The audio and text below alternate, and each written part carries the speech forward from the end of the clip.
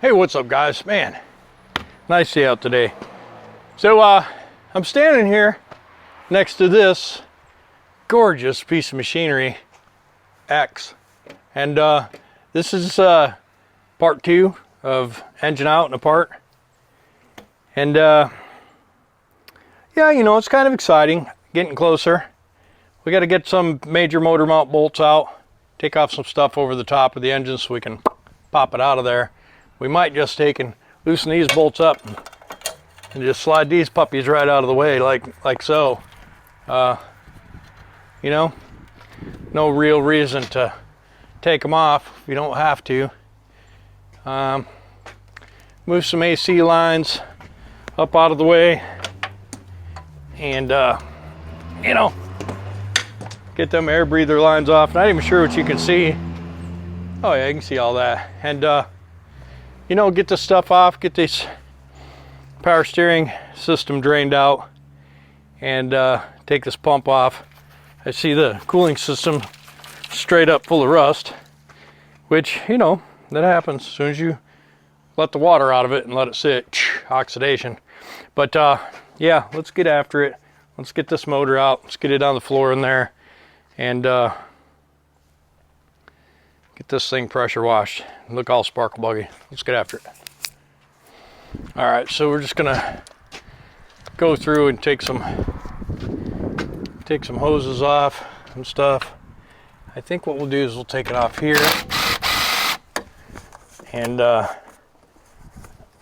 you know me, I like to put them right back on. Okay, that way this clamp is sitting here ready to go. I'm gonna mistake it for this one, which is fine. So I drove all the way up to Ringgold today to try and get a ECM programmed, and I got the I'm sorry friend. So that sucks a little bit. I don't think I can get on this one.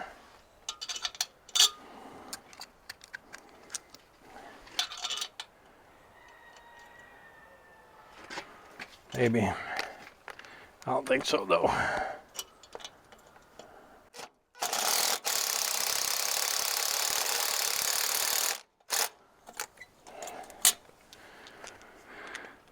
Maybe.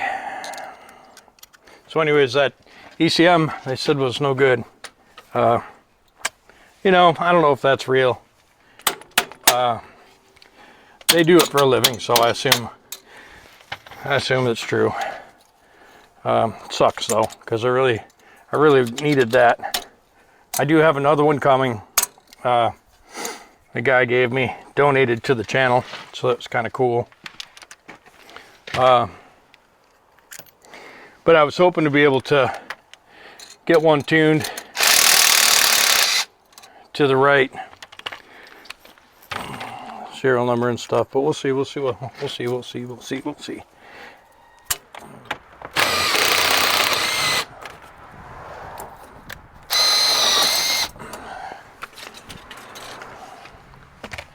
gonna take that bracket down. It's like a 9/16 probably. Yeah. Is there a nut on there? Might be a nut. This is crazy. This thing's got a wastegated turbo on it. So I didn't even think they did that on B and C models, but this one's got one on it. Kind of cool. We'll look and see what the tag is. Maybe this puppy was turned up. You know, that'd be cool if it had big injectors and a turned up injection pump already. Got a big turbo. I don't know which one it is. It says the AR is .86, but that don't mean nothing really.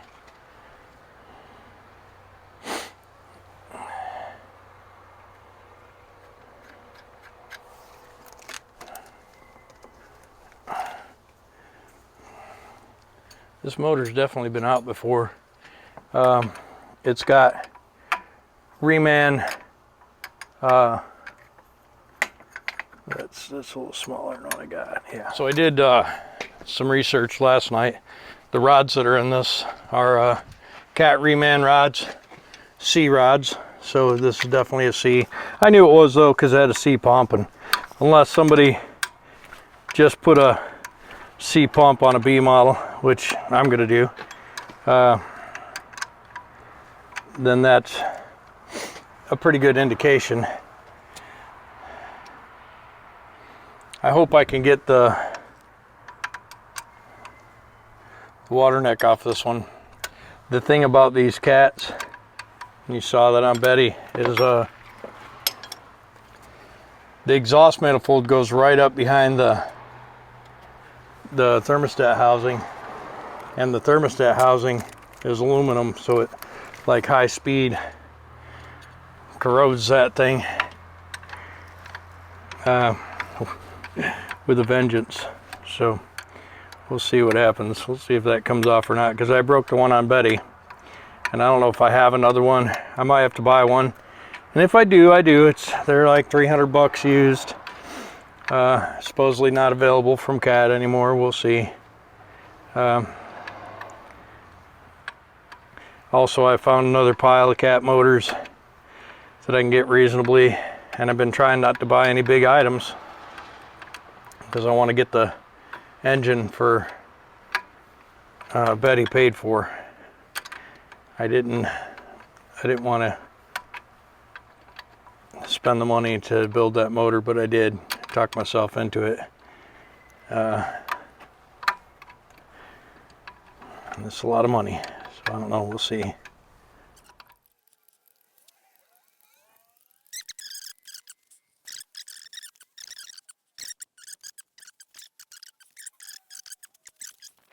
I didn't think there was any way I was going to get at that fastener, but I used this crow's foot and I tucked in behind there, and that's a metric, and I just got one that fit, and it sure enough did break it free. So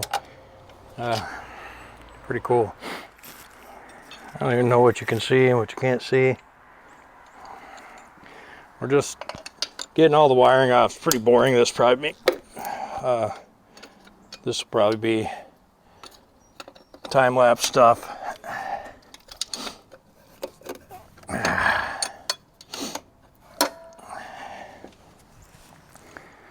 Let's see.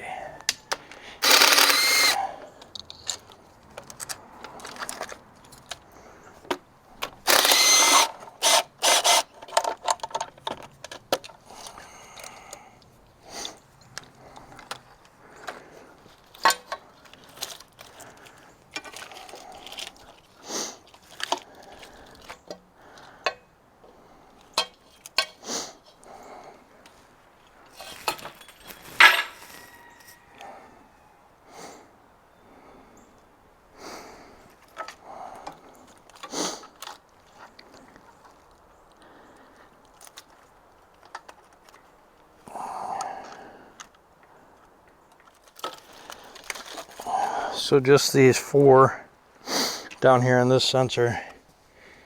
Looks like Phillips screwdriver will get it.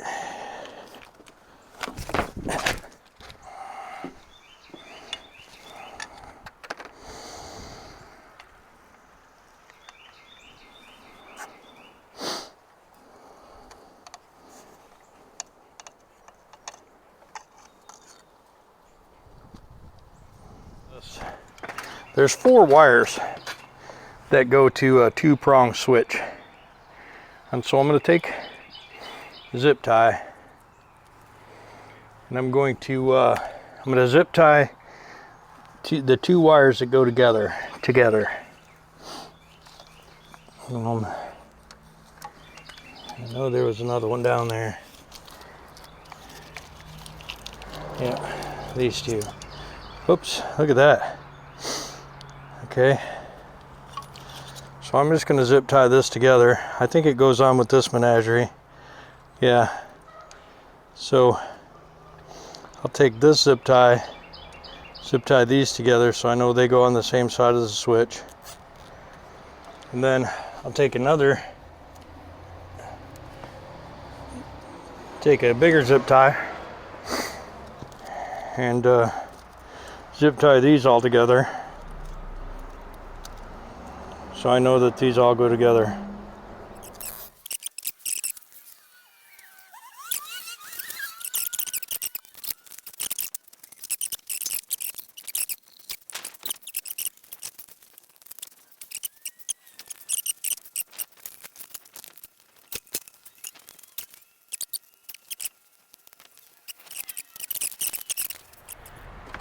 Okay, so this throttle linkage is already out. Oh, god damn it. Ow. Ah, dang it. Ah. Man, that hurt. Anyway, the throttle linkage is hanging here. I probably need to take that rod off because that's going to get bent. There's no way for me to manage that. If that makes sense.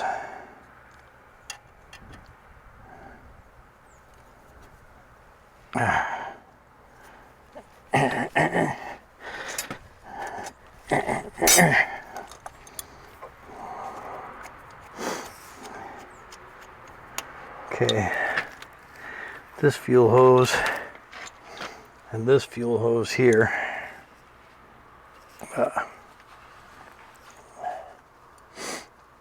because those are attached. The rest of the fuel hoses are good to go.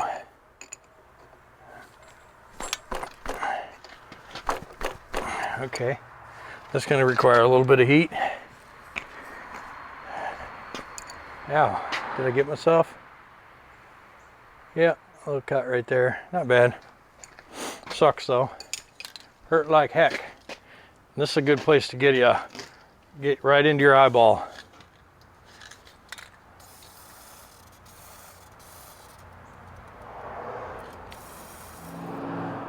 And so there's a nut right here. There's two nuts that hold this on, and the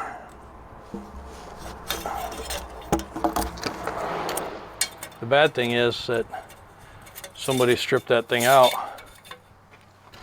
and it ain't gonna come off. So that's cool.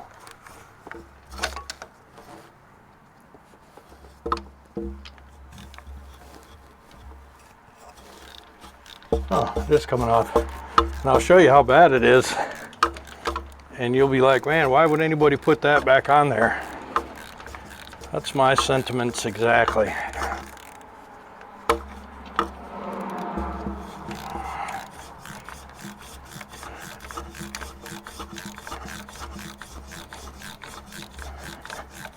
I'll bet this truck was beautiful in its prime.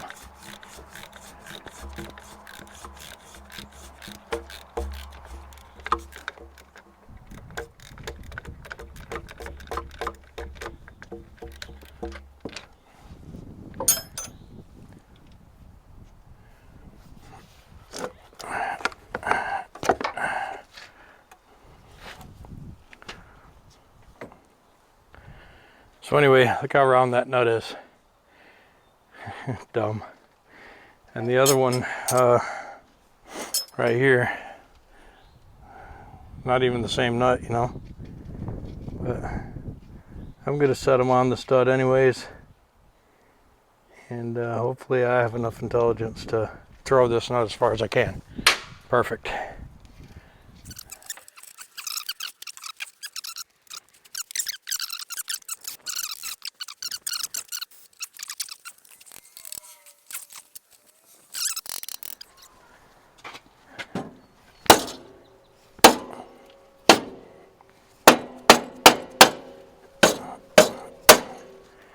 All right.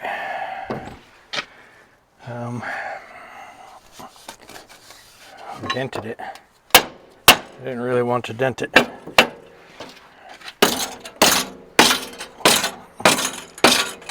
pipe's in a lot worse shape than I thought it was. All right.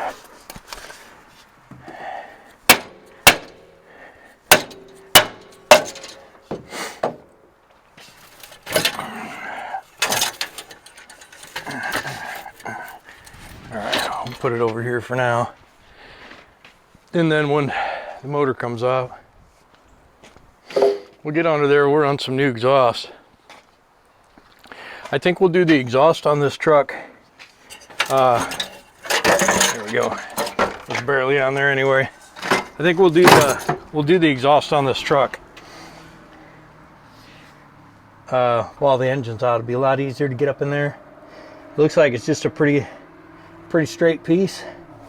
We'll do it to right here, and then should be pretty easy. We'll do both of them and we'll put the stacks on.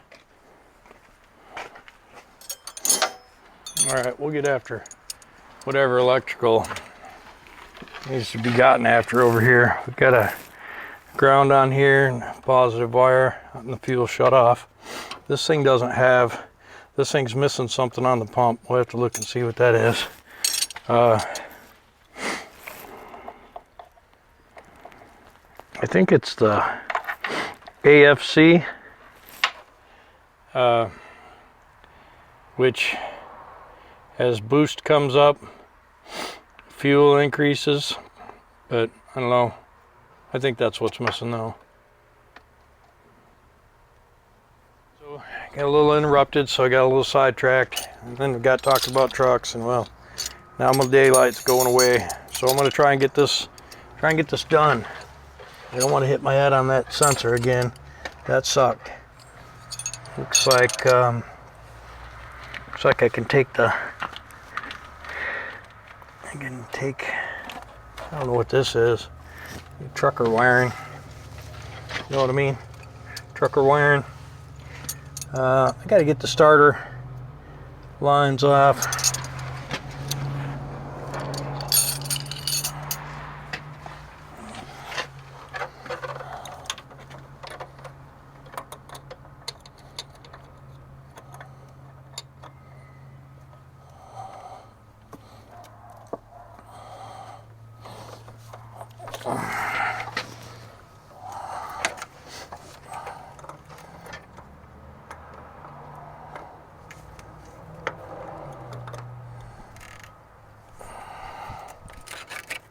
That hurts a little bit. Okay, so we're gonna unhook this nut. We'll get this nut off starter and unhook these ground wires, and then, oh, I see that one's busted right off of there. Oh, that's crazy. Boy, wouldn't that just suck. But I know it didn't have any oil pressure either, so.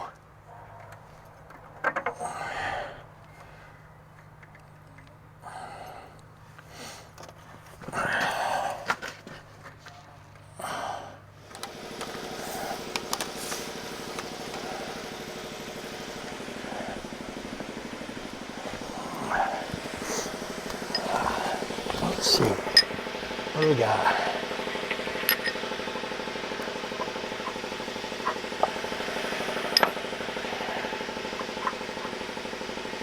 Okay, this one. What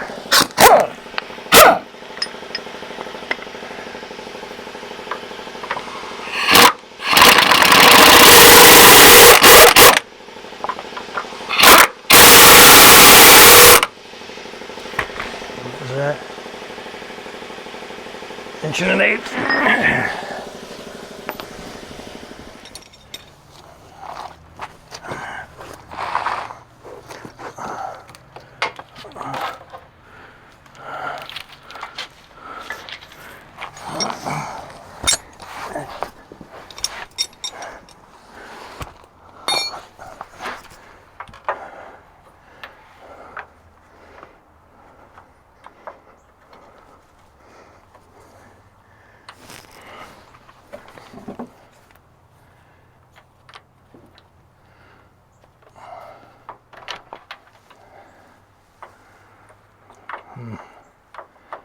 That one's probably not going to be copacetic.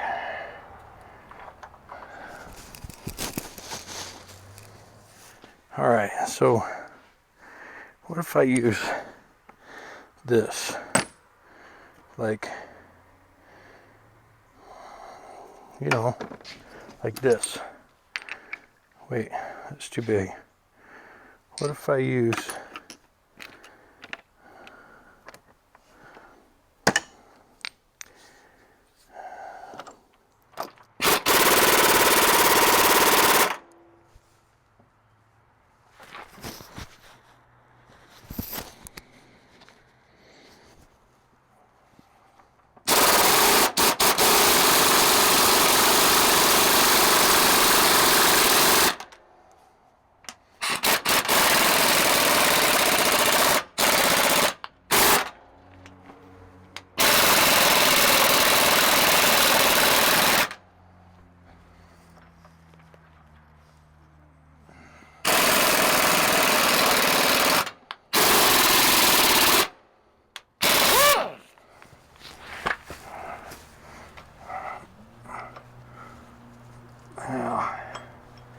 That's not good.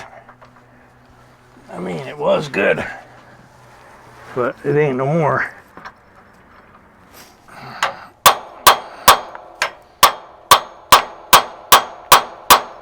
Yeah.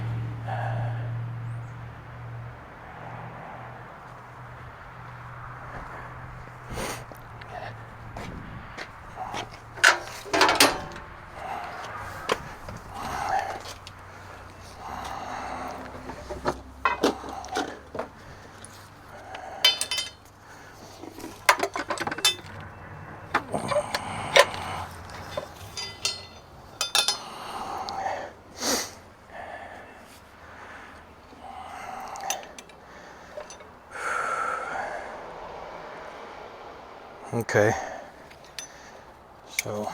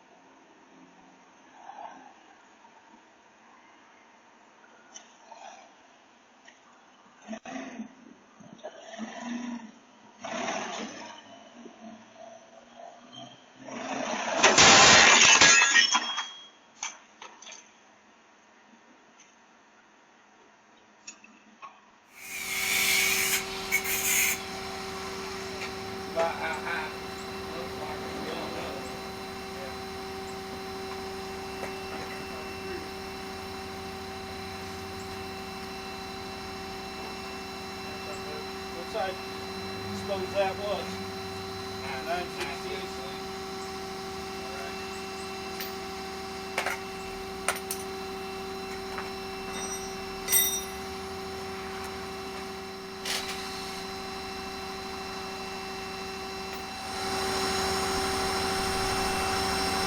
Yeah, probably.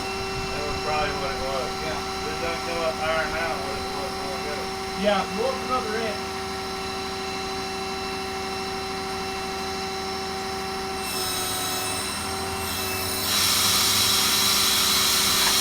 Alright, see if you can, oh, this is gonna never work. We ain't got the front even out the mount yet. Alright.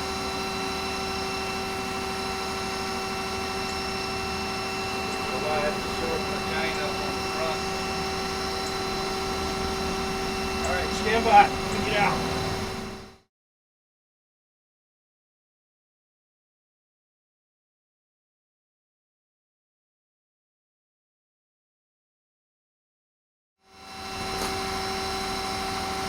Yeah.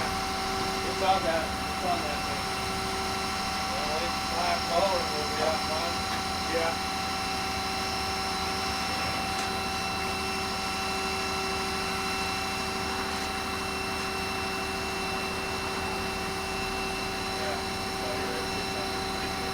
We shoot that bracket off. Then we let this down and get out towards that thing.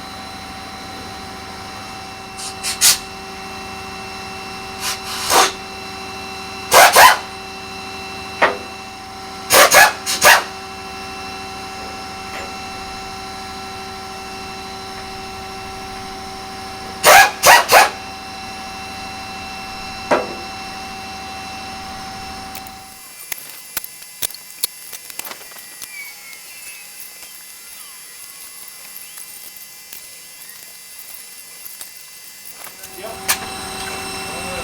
All right.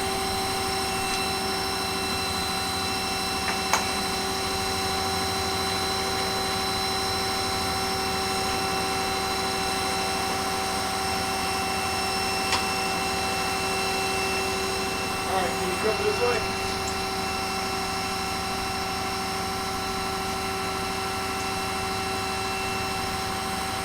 All right, we have to go. I don't know how to do it. Towards you. Hold up. You gotta go towards you a little bit. Yeah, it's gonna start drawing it back then. Okay.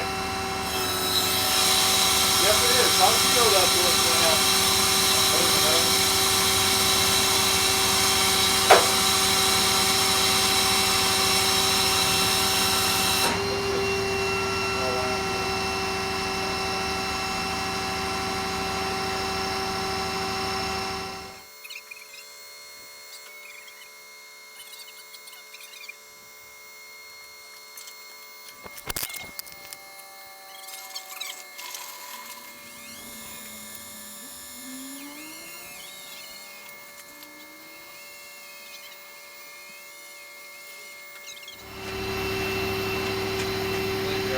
$2,500 here, kid. See, I told you 10 minutes. No problem. Hey, what's up, guys? So I'm getting a little slow. In my old age, this shouldn't have been as big a deal as it was, but there you go.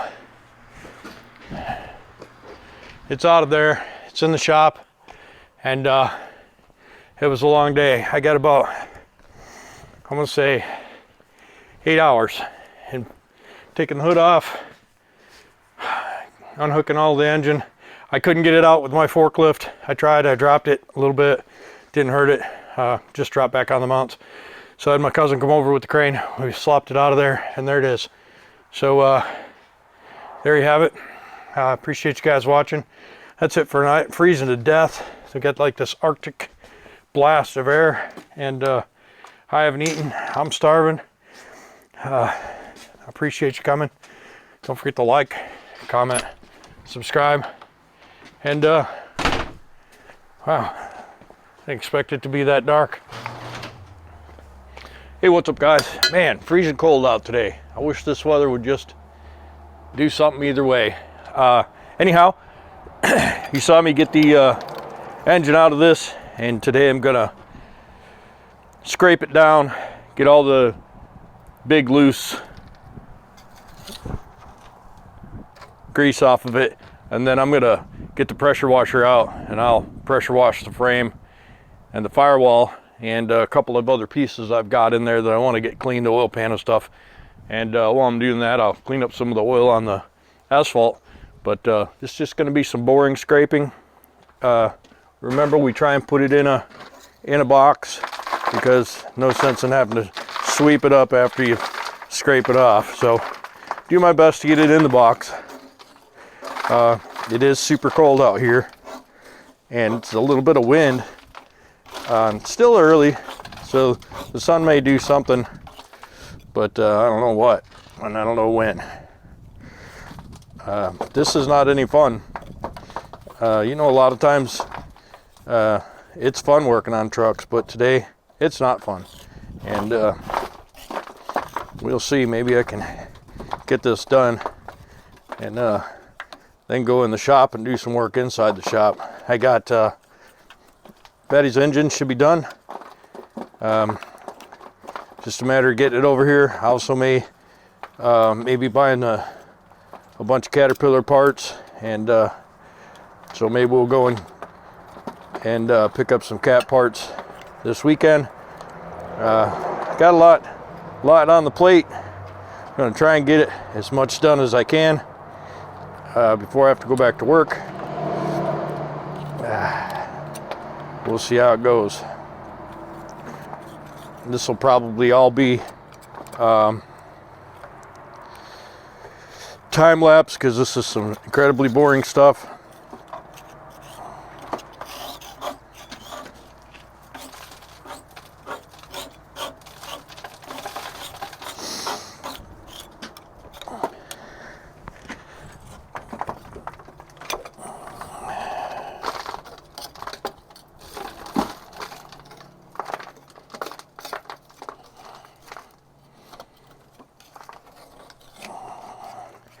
Basically, I like to give it a little scrape down because it just makes it easier to clean. It really doesn't take all that long to scrape it out, and you don't end up with a bunch of grease blowing back in your face from that high pressure hot water pressure washer by Hotsy.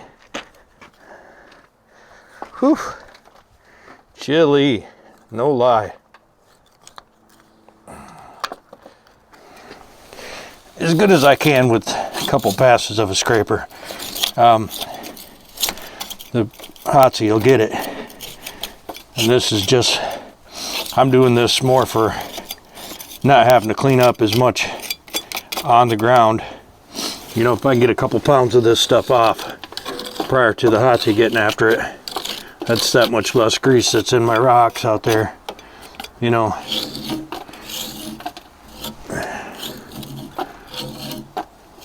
This thing needs a new drag link because if you remember, it was bent pretty bad from being down on the ground. It had slipped off some blocks and crushed down on the drag link. And that's the bar that goes from one side to the other, because it steers one wheel. It steers one wheel with the gearbox, and then it drags the other wheel along with it, so they call it a drag link. At least that's my best, closest guess as to why they call it that. I don't think anybody's ever told me that. I think I just figured it out because it made sense.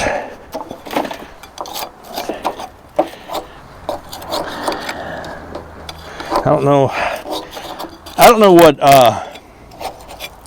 what all you guys know about me, because a lot of stuff that I talk about gets cut out in editing because it's in a boring part of the video, and my video might be 6 hours of footage that I gotta cut down either to 1 or 2 30 or 40 minute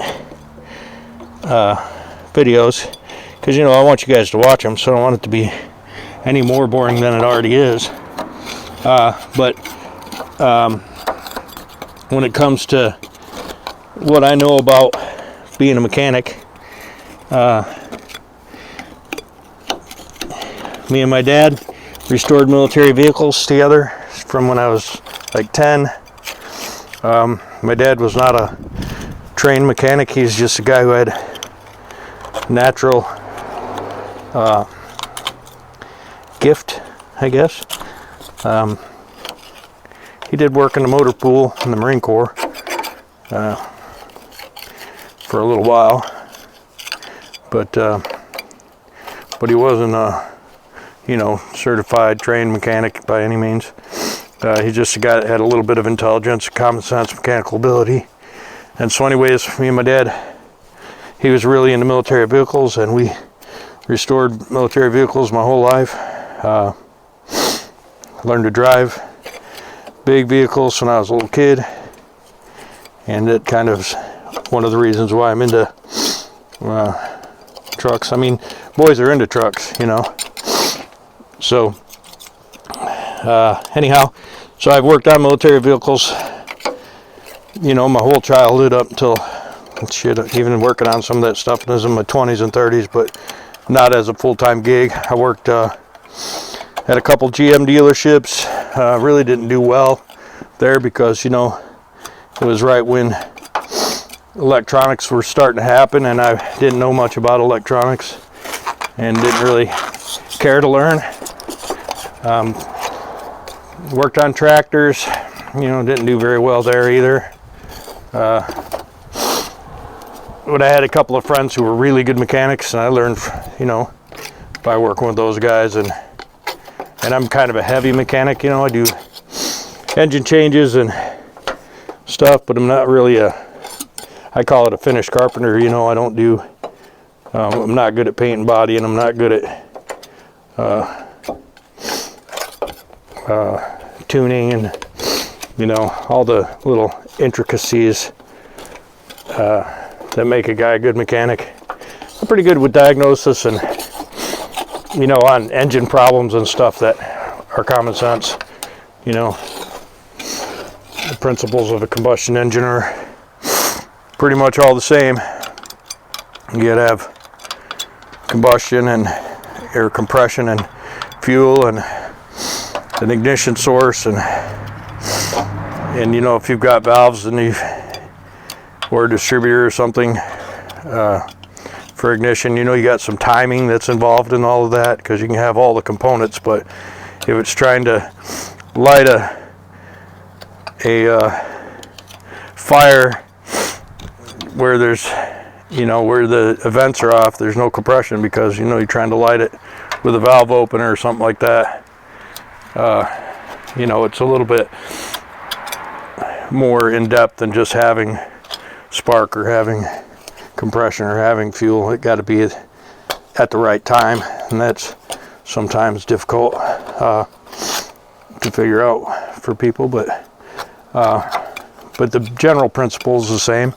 A diesel engine creates its own ignition through heat, and that's because diesel engines have high compression ratios, and compression ratio can be explained pretty easy. The ratio of how much air volume you can fit into an open cylinder versus how tight it squeezes that air when it compresses it, and that's a compression ratio. I guess the easy way to think about it. Not a scientist, so I'm not giving you a scientific explanation, but that's the general gist of it. Yeah. So anyways, because when you compress air, it causes heat. So if you've ever inflated your tire with an air compressor, one of those plug-in ones, or a big compressor, you know that as it's compressing the air is getting hotter. And so when you take a volume of air in a diesel engine and you compress it super duper tight, which is a result of having a high compression ratio, that air superheats, and you spray a vapor of diesel fuel into a superheated chamber of compressed air, and it ignites, and that's your source of ignition in a diesel engine. And that's also why sometimes when it's cold out, diesel engine doesn't want to start like it does when it's warm out, because that compressed air volume started with a colder air charge, and it takes a little bit to get that cold diesel fuel to vaporize and get in that combustible condition. But anyways, so basically what I'm saying is I'm not a trained mechanic, although I did go to college. I did go to college for automotives. Not,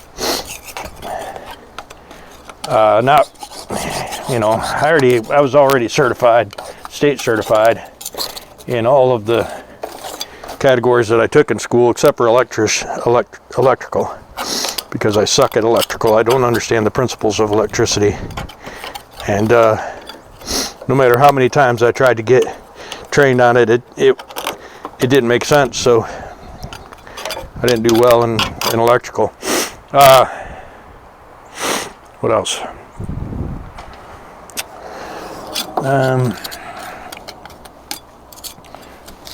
So yeah, I've been a mechanic my whole life. It doesn't mean that I know anything, and I never try to, tell people that the way I do something is correct or the best way to do it. The way I do stuff is because I've done it other ways, or I've watched other people do it other ways, and it just doesn't make sense to me to do it that way, so I do it my way. And some things I'm doing for the first time, or for the first time in a long time, and I've forgotten all the lessons that I'd learned from doing it wrong the first time that I did it, or the first 20 times I've done it. And so, sometimes I get lucky, and other times I actually know what I'm doing. I don't usually ever say that I know what I'm talking about, because there's a lot of opinion. Principles of mechanic stuff is all the same. But people's opinion about how to get to the end of a project or whatever are all different, because some people can't do it my way, and I can't do it some other people's ways, because we're all individuals and we do things differently.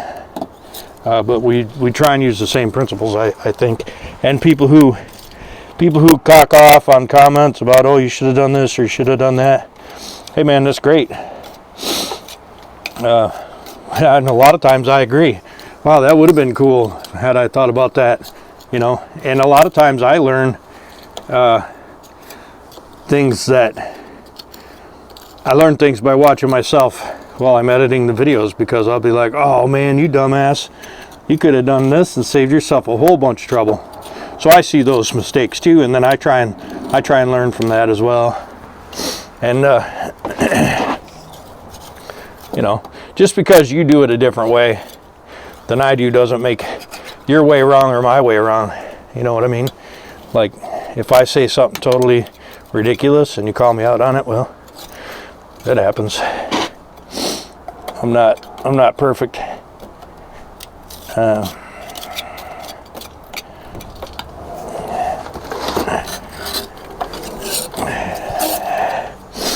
Oh man, that thing is so dirty. It's almost too dirty. I mean, it's almost like they put the dirt there on purpose.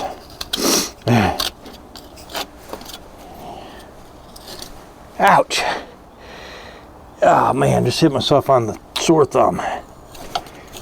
That sucked a little bit. Just saying.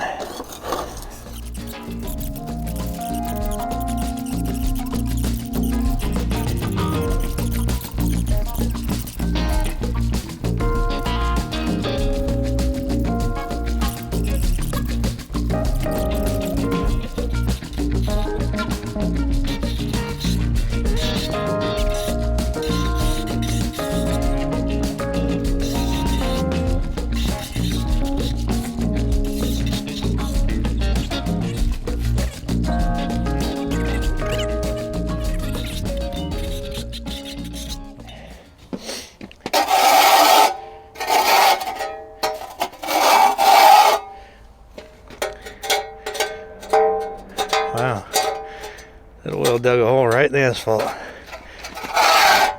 Nope, it didn't. That's where my jack stands were holding something up out here. Probably Dolores. Speaking of Dolores, we got to get those. We got to get that radiator.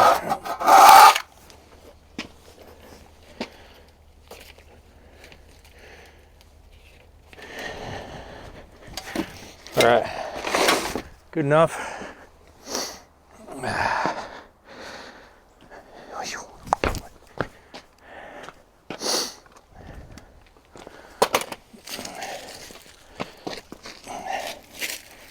right. That'll save me some cleanup later for sure. I'd say that's 10 pounds.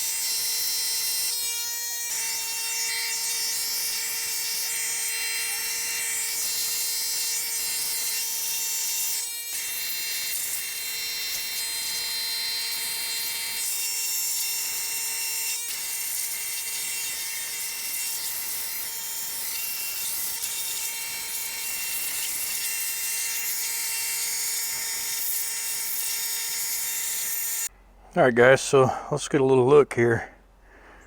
Does a really good job of degreasing and exposing everything that you need to look over. It does do a pretty good job of taking the paint off too. The burnt layer of paint usually comes right off. Nice clean suspension components, spring perches, all that. We did the firewall. We're gonna take this. I noticed I had a piece of steel up here. We'll get that down because all that's gonna do is rust and leave rust on the paint. And I'm not gonna paint this truck. I am just gonna wax it.